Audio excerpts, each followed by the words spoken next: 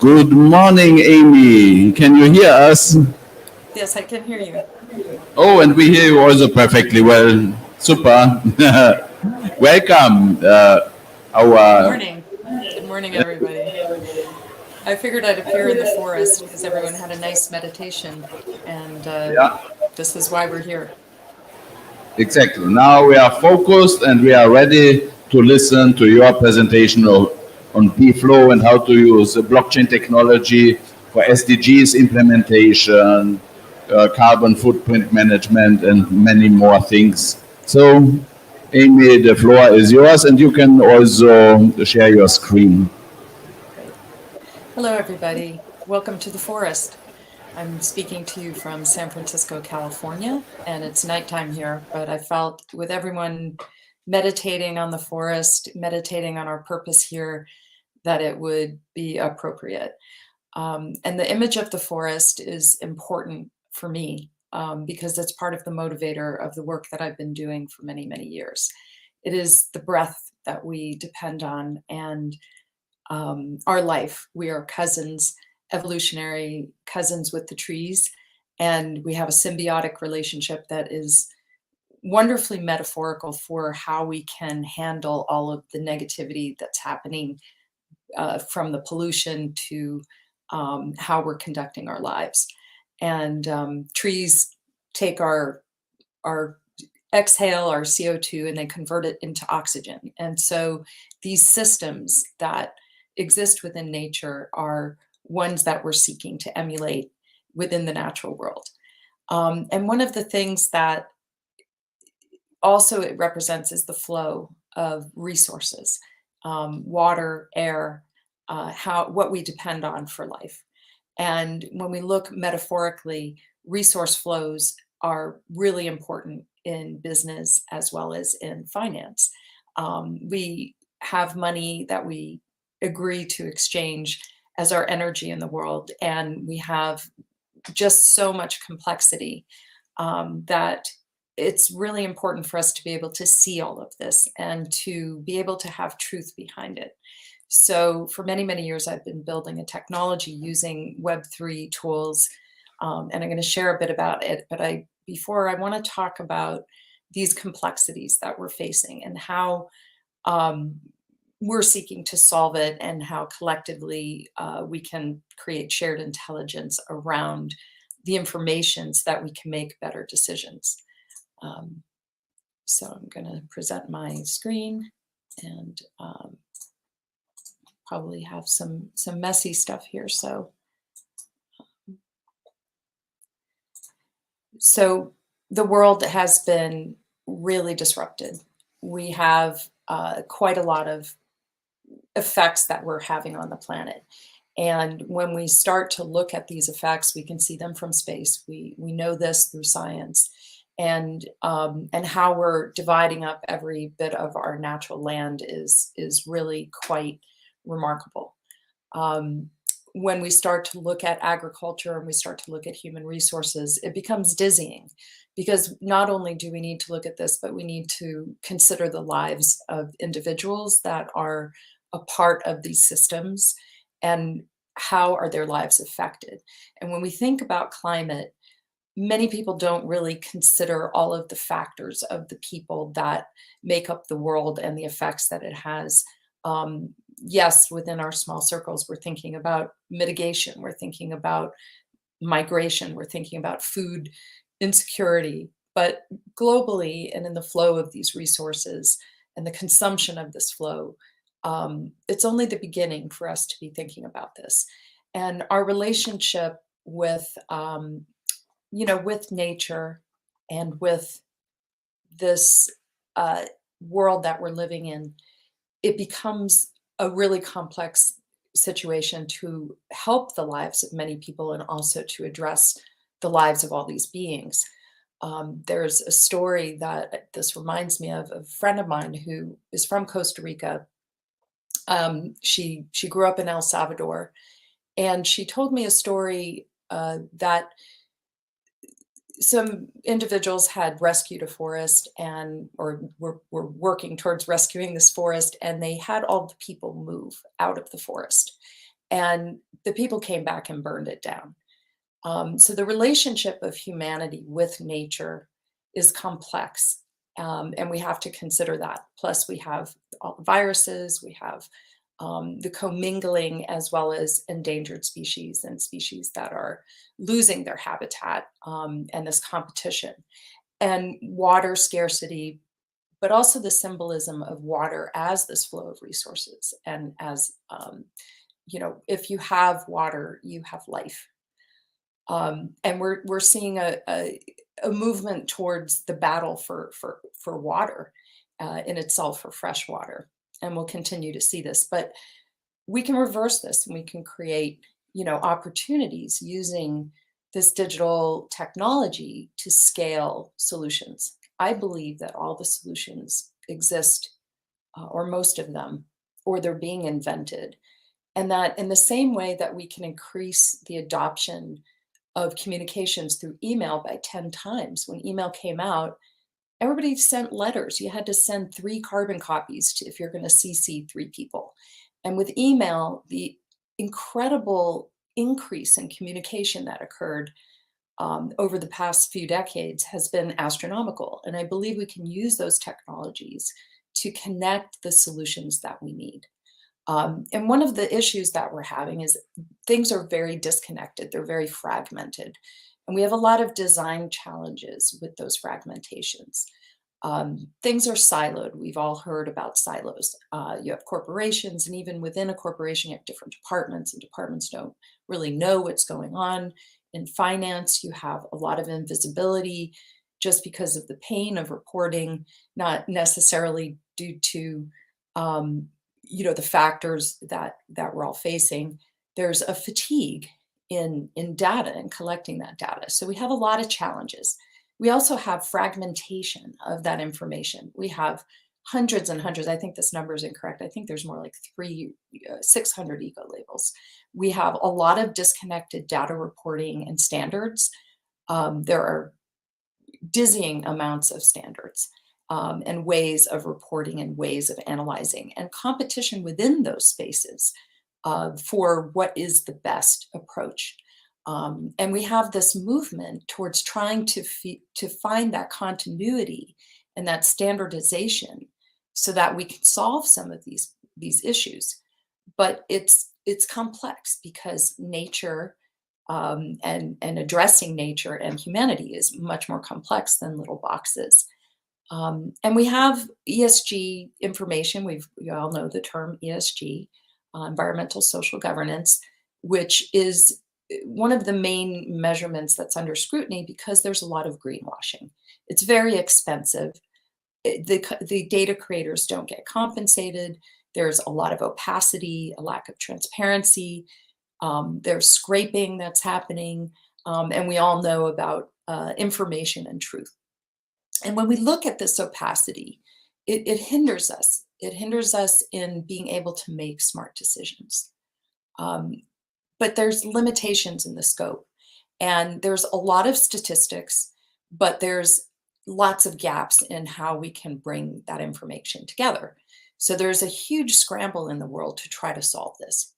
And what's happening, and what has been happening, is we're creating a ton of data, but it's a mess. It's just this incredible ball of information that is requiring a huge amount of processing by computers, and it's requiring a lot of ways of connecting these dots, and the dots are not easily connected. When you start to look at, let's say, furniture manufacturing, furniture could contain, one piece of furniture, wood, water that goes into making the textiles themselves, which can come from natural resources, as well as plastics, chemicals, and even steel.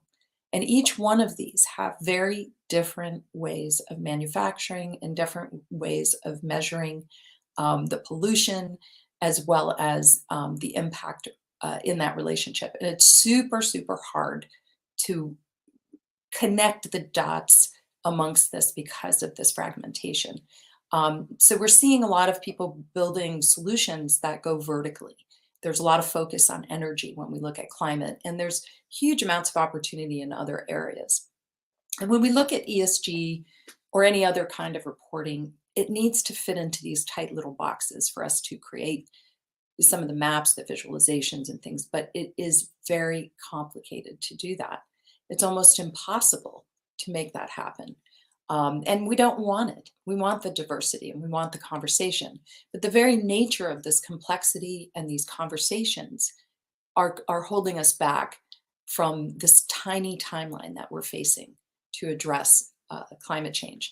And ESG has been coming under attack and under scrutiny by many different camps, as well as competing groups that are providing these services. Bloomberg came out with an article against MSCI for focusing their ratings on their survivability of companies. If you're thinking that you're investing in ESG, it does make sense to want to know, are you helping the planet? Or are you just simply going to survive and be not having as many losses on your balance sheet? So when we start to look at this, we have a misalignment in the values, and that's a place that we're also all trying to solve. How can we create more truth behind these ESG metrics? And it's really important that we have more visibility of what makes up those scores that we're seeing that public companies are creating. And it's exceptionally difficult when you're looking at a company that has tens of thousands and hundreds of thousands of employees, or even millions of vendors and suppliers, all coming from these different places. So measuring scope 3, being able to go down, up and down the stream, to find the information that we need in order to make the best decisions becomes incredibly expensive. And that's where we're coming in with BFlo, is creating a protocol that can help connect the world's sustainability information. How can we empower people doing good, reward them for their efforts, and shine a light on those nefarious actors? And when I'm talking about empowering people, we're empowering them with information and visibility. And if we reward them, it's about de-incentivizing the negatives and incentivizing the positives. You're going to do much better if you're working towards planetary goals within your business than you are not. And we've seen this in 2008, where companies had more survivability if they had been going through these scrutiny of being sustainable and being more conservative with their resources and knowing where it came from and shining a light. We have 40 or 50 million, I don't know what the statistics are, but it's the tens of millions of slaves in the world, in the clothing that we're wearing, in the food that we're eating. And it's very difficult to take stock of where these items are coming from, when we start looking at that as well. So when we're looking at climate, if there's a climate credit that has slave labor, it really should be worthless. But we don't have those connection points. And what we're doing with our tools, and what we believe needs to happen, is connection points amongst all of the data. If each of these trees represent a large corporation, a big finance company, or even the smaller companies that make up this forest, the individuals are siloed, but they're also very siloed in relationship to the rest of the world. And the forest has what's called a mycelium layer, which is a fungal network that it's using to communicate, to transfer resources. So if there's a fire at one end of the forest, you're going to have other trees on the other end of the forest start to emit tannins to protect itself. If it's, a tree at the end of the forest is being eaten by a beetle, the other end of the forest is starting to produce, more chemicals to try to combat this. So we need an ability to look at and have shared intelligence across all of the different silos, and all of kind of connecting the stakeholders and giving a voice to all of those stakeholders. So many organizations, because of the complexity and because of just the nature of creating technology and the nature of business, you got to focus and kind of narrow the lane. And with BFlow, we've gone through a bunch of those exercises. We've done thousands of use cases and pilots, and we've looked across many things as well as deeply in a vertical sense. And there's a lot of really great solutions that are out there and that are being built, but we're not seeing a lot of dot connecting. The other piece that we need to connect within that dot is third-party verification. How do we know that this really happened? Did your vendor truly source that from an organic supplier that is has fair trade practices? So when we start to look at this, we need to have this transparency, but we have a lot of competing factors within the way that the world works, within competition between companies for vendors not wanting to disclose all of their information, fear of sharing information, as well as privacy issues, GDPR, and tons of other types of things like regulations that really inhibit the ability for us to freely share this information and also to embrace this, that there's this fear of competition, this fear of, and also the megalomania of, well, I've got to have all this information. You're going to be the biggest. We're going to be the biggest because we have all of this. And so there's a lot of paradigms that are kind of bumping into one another.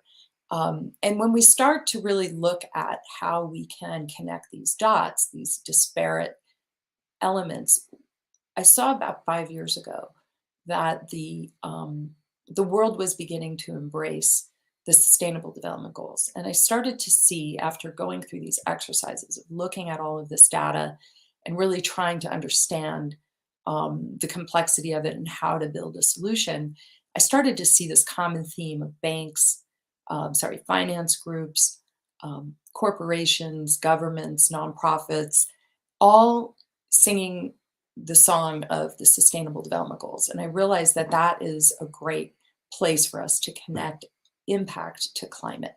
So we can start to see, did that climate credit create jobs for people, create food? Did it come from a city? Did it involve smart city technology? Is it part of a circular process? Is it part of an investment in a forest that's creating carbon credits? And all of these things are very different. And when we look at a carbon credit, we don't see that. And in the same way, we don't see companies and what they're covering up. Or one company might look exactly the same as another company when we start looking at their scores, because they have done it right and they've met those particular pieces within the puzzle that we're connecting the information to. But one company may be doing terrible things to their employees and the planet, and another company might be doing everything right, down to the way that they provide child care or empower each of the employees to own it, or every bit of their products are created with circularity in mind or with their sourcing in mind. So when we start to achieve our 2030 goals, we can double down on solving the problems of the world by having more consciousness and more awareness of the impact that we're having in the deployment of that capital. And with BFlow, we've examined, so BFlow is a protocol, and we're putting it into these different tool sets to kind of study and understand, as well as engage around different types of use cases, but then enable the dot connecting that will happen. So we've been building applications on top of this protocol, from mapping impact from a geographic visual sense, dashboards that can help you look at what is going on, different kinds of engagements that might involve individuals and rewards, and pulling in new products so that you can, like fashion that's no longer needed. You have all kinds of apparel companies that are enabling people to sell back their clothing, as well as electronics companies that people are bringing in their electronics. So how can we help connect the dots there? Circular tools that then also can enable us to create carbon credits, or how can we look at the impact of that carbon credit and attach the SDGs. And one of the main things that we've created is what we're calling an SDG Fingerprint, which is an impact reputation. And we're using Web3 technology to facilitate the power of data defensibility with empowering individuals to own their own data, and not just individuals, but companies, as well as finance. Each have their own story that they're telling in the world, and they're doing so to meet regulatory pressures, and they're doing so to meet investor demands.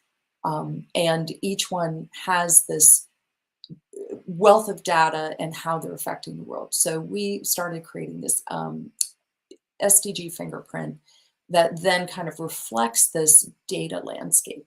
Because data is very hard to relate to, but we all, many people in the room are wearing the pin. So you know what I mean when we're looking at this visual. Imagine it being your own impact. So when we look at digitizing information and we start creating these mechanisms, we're capturing the information and creating a cryptographic record and attaching that impact, then enabling that third party, whether it's due diligence or a certifier or a verifier, or an individual that might be qualified, or if it's just a photograph, somebody, verifying, hey, this is, the right thing. You start to have that three-dimensional view of climate, as well as the assurance that this really happened, and that it was accurate. You can have someone making a statement within the system, and that's an anchor in time. That's this person's statement. But when you start to attach due diligence and verification, you start to have an anchor of truth.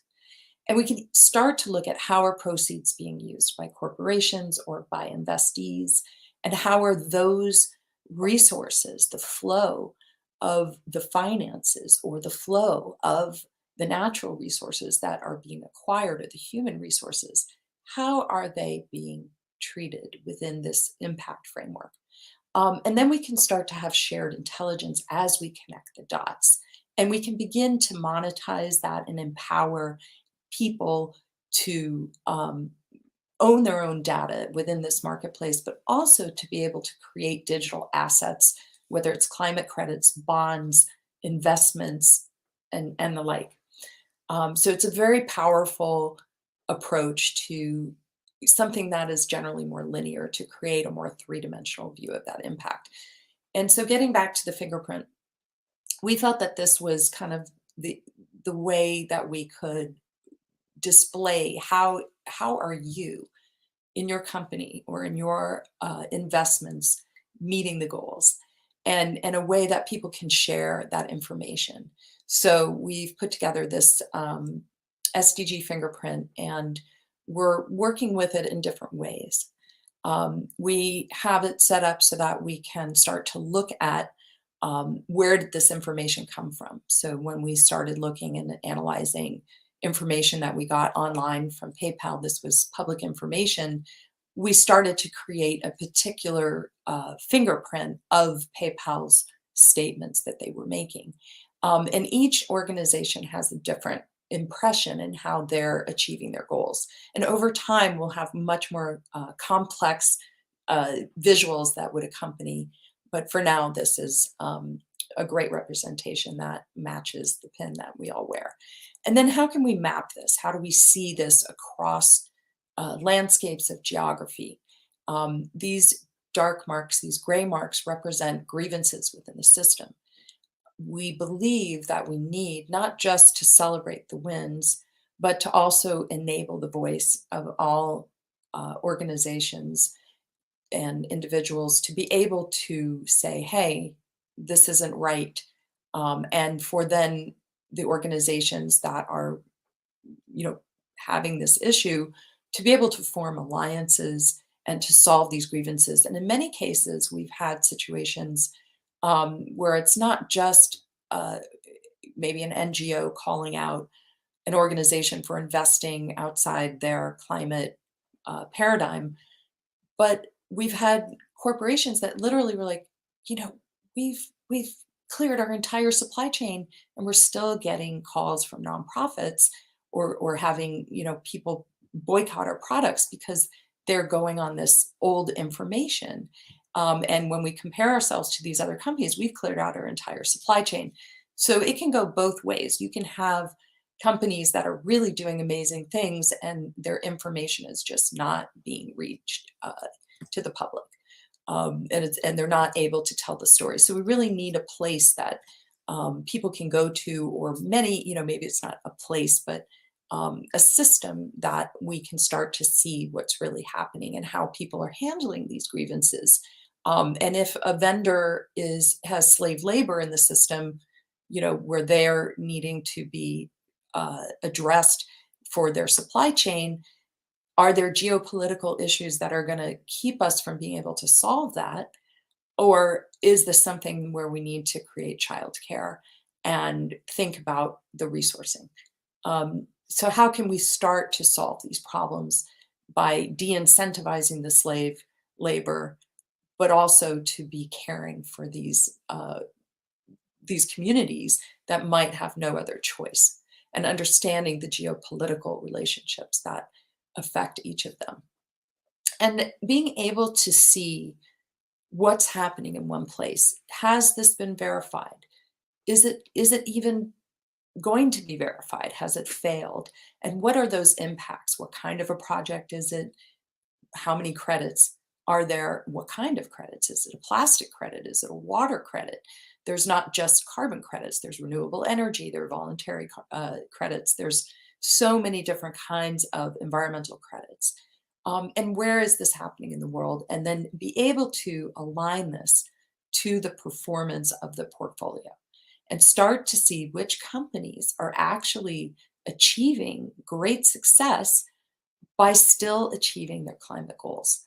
And I think that's when we can start to learn from one another what is working and what isn't. And until we have these, very clear, defined maps that account for the complexity, we are still going to be struggling in this dizzying space to make sense of it.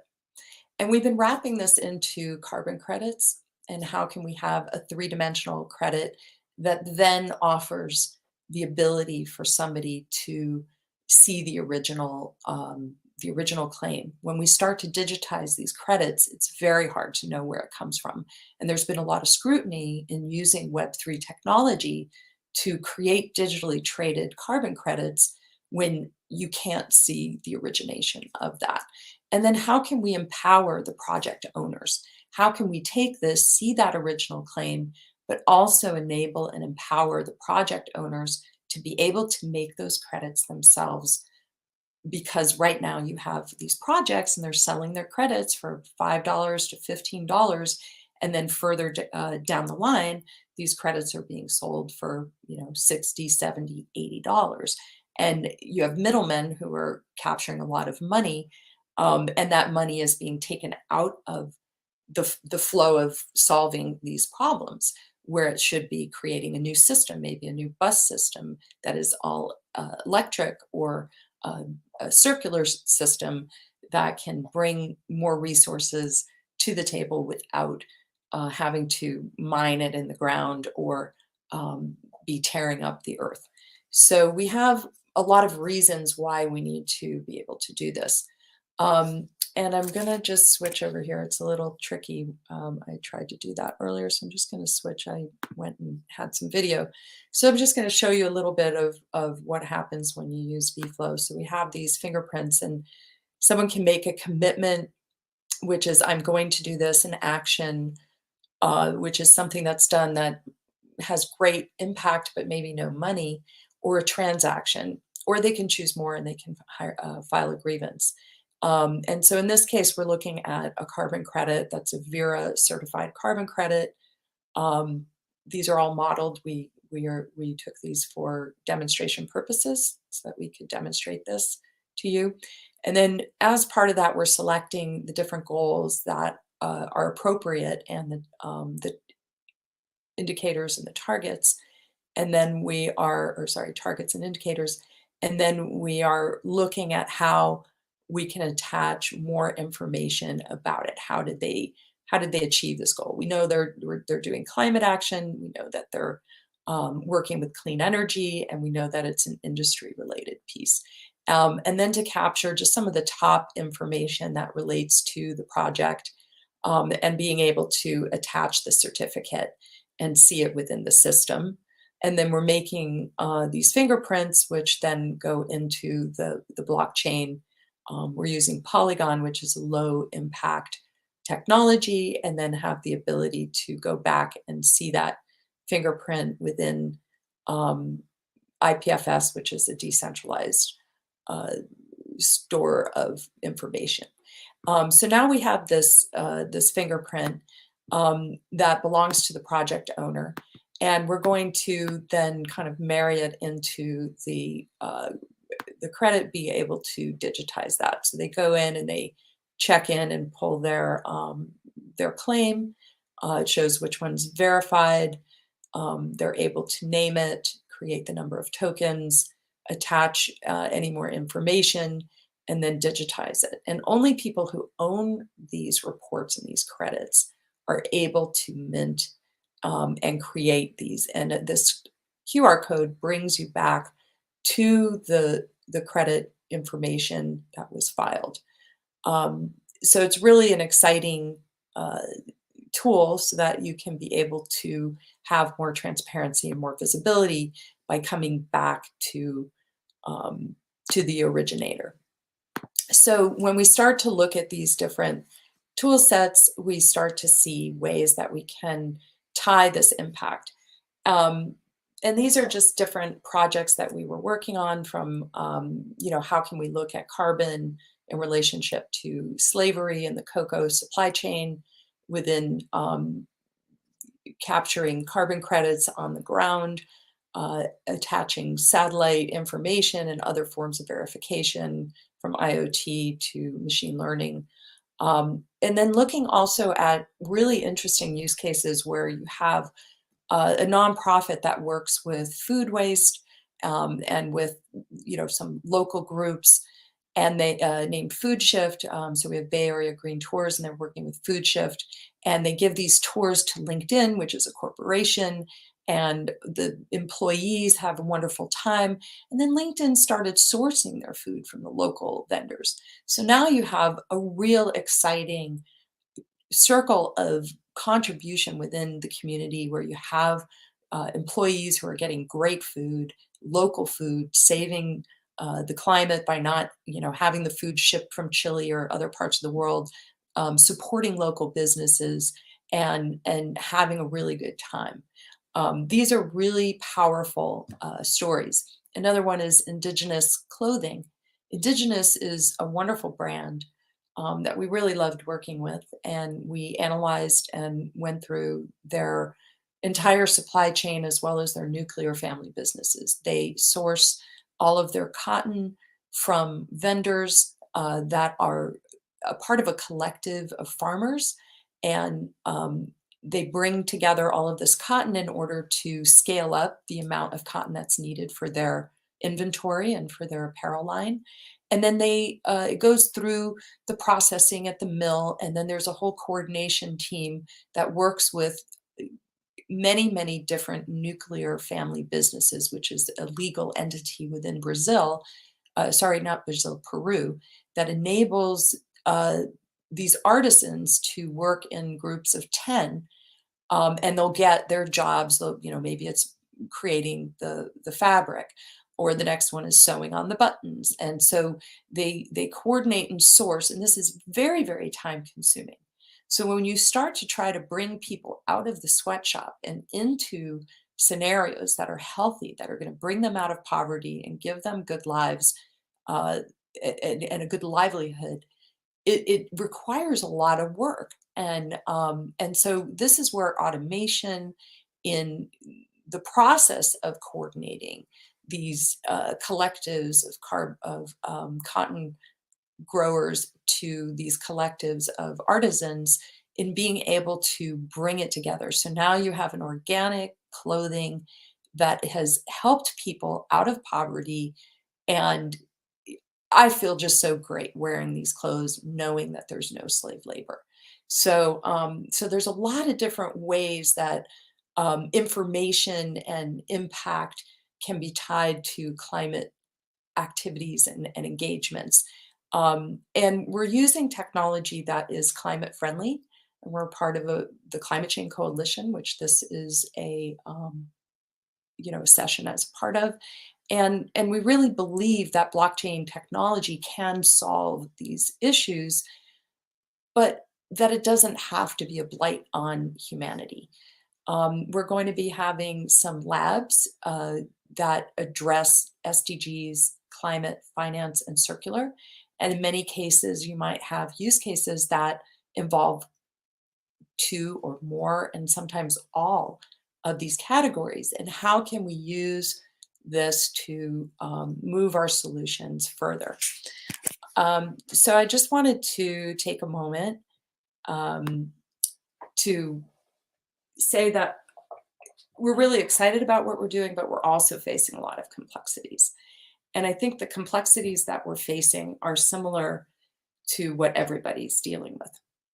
Blockchain represents this wonderful opportunity to create this truth and to create these anchors in time, as well as these anchors of truth. But we also have this issue of regulatory pressure. We have issues of being able to address the way business is today. And it becomes a need for us to kind of balance. We have GDPR, how do you handle people's privacy? And when you put stuff on the blockchain, you can't really take it back. So these visions of us being able to marry all of these stories together might not be possible from a legal perspective for the rights of people's privacy. So we start dealing with more and more complexity as time goes on. And I'm not sure how we're going to solve some of those things. And then we have the regulatory issues within the United States in being able to, and other parts of the world, being able to use tokens, which might be required to create governance within these systems, as well as to reward people for participating and to pay them for their data. So while we can have this technology, it may be more difficult to bring them to the forefront because of these complexities. So I think Miro might be signaling me that the session is done. So thank you, everybody, for listening and learning. Thank you very much, Amy, for this in-depth look into how blockchain technology can concretely help companies, individuals, everyone to be more aligned with the community of life on this planet and to have really to lead a low carbon life and add to the fight against the climate crisis. So good to have you, and to have you as a climate change coalition member, and we will work also together in the context of Glotcha on some of the topics like identity management for citizens and other things, and also in the culture, digital art for culture, and digital art for climate, and other initiatives. So thanks for having been with us. It's very late in California now, but it's certainly worth that you have been with us. Thank you very much, and all the best. See you soon. Thank you, everybody. Bye.